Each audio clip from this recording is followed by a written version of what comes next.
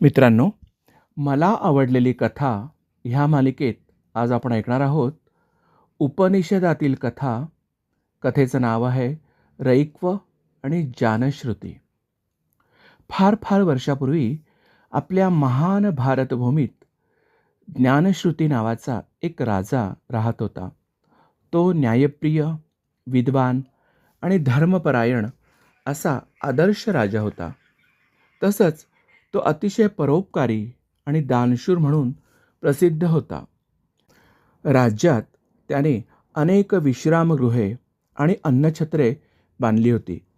त्यामध्ये मोफत राहण्याची आणि मोठ्या प्रमाणावर अन्नदानाची व्यवस्था त्याने केली होती. त्यामुळेच त्याच्या राज्यात प्रवाशांची राहण्या खाण्याची उत्तम सोय होत असे.